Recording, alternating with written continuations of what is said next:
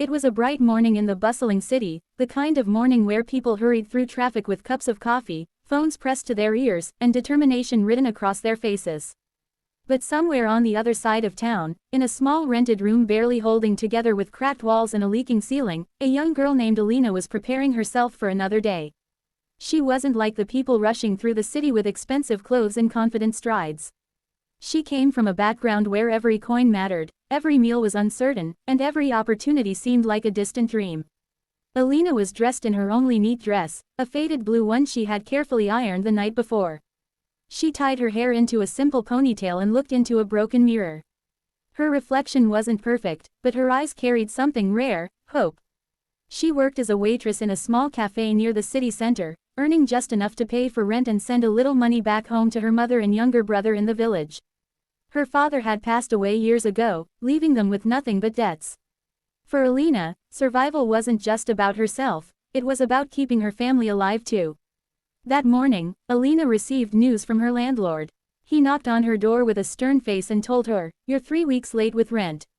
If you can't pay by tonight, I'll have to throw you out." His voice was sharp, and Alina's heart sank. She nodded, holding back her tears, and promised she would somehow find the money. But deep down, she knew she didn't have enough. With a heavy heart, she made her way to the cafe. The streets were loud and chaotic, but inside her head, everything was silent, drowned by her worries.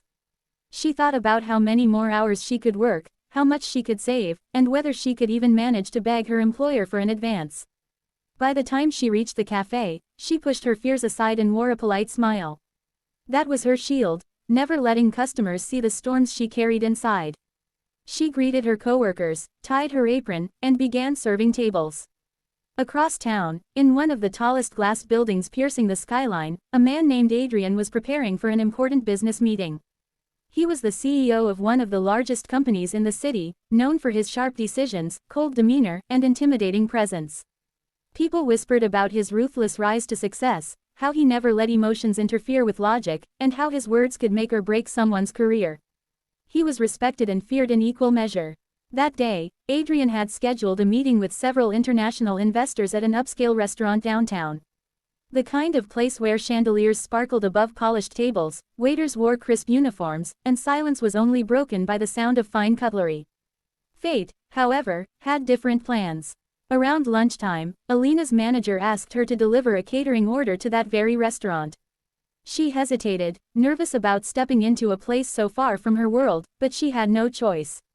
Carrying the carefully packed boxes, she made her way to the luxurious location. When she entered, she felt small, almost invisible. The people here wore designer clothes, spoke in confident tones, and carried themselves as if they owned the world. After handing over the catering package to the staff, she noticed something strange. A group of people rushed past her toward the exit, and in the chaos, a waiter collided with her, spilling drinks onto her dress. She gasped, embarrassed, as her blue dress stained darker. She quickly tried to clean it, her hands shaking, but then she noticed something else. Her bag had slipped from her shoulder and landed right beside a large, round table prepared for the meeting. Panicking, she bent down to pick it up. But before she could move away, a voice behind her said, "You're late. Sit down." She froze. Alina slowly lifted her head, only to find herself staring into the eyes of Adrian, the CEO himself. He was seated at the head of the table, his sharp suit perfect, his gaze piercing, and his tone leaving no room for argument. For a moment, Alina was too shocked to respond. She wanted to explain that she wasn't part of the meeting, that she didn't belong there. But something about the way his voice echoed in the room made her legs move on their own. She sat down, her heart pounding. The investors around the table looked at her with confusion, whispering among themselves. Adrian, however, remained calm, his eyes fixed on Alina. He said one word again, this time softer but firm enough to silence everyone else. "Stay." Alina's mind raced. What was happening? Why did he think she was part of the meeting? Why didn't she just get up and leave? But deep down, she felt something unusual, like maybe this mistake was more than just an accident. As the meeting began, Adrian introduced her as a special consultant. Alina nearly choked, but she stayed quiet, her hands trembling under the table. She listened to the discussion, words flying around about stocks, investments, and mergers, things she barely understood. Whenever someone asked her opinion, she nervously said something simple yet surprisingly honest. And to everyone's shock, her words, though naive, carried a truth that cut through the complex jargon. Adrian noticed it. He noticed her nervousness, her simplicity, but also her courage. There was something refreshing about her presence. Unlike the people he usually dealt with, fake smiles, hidden agendas, and carefully rehearsed lies, Alina was raw and real. The investors, at first skeptical, began nodding at her remarks. Her perspective was unpolished but genuine. Adrian leaned back in his chair, watching her closely, and for the first time in years, a faint smile touched his lips. When the meeting finally ended, the investors left impressed. They thought Alina was some kind of secret genius Adrian had brought in. She stood up quickly, ready to apologize and explain the truth, but Adrian stopped her with a raised hand.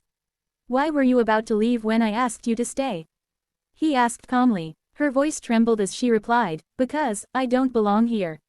I'm just a waitress. I sat here by mistake."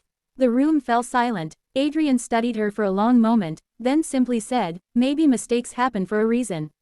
Alina's eyes widened. She didn't know what he meant, but before she could ask, another staff member rushed in, reminding Adrian about his next appointment. He nodded and then looked at Alina once more. "Come back tomorrow. Same time."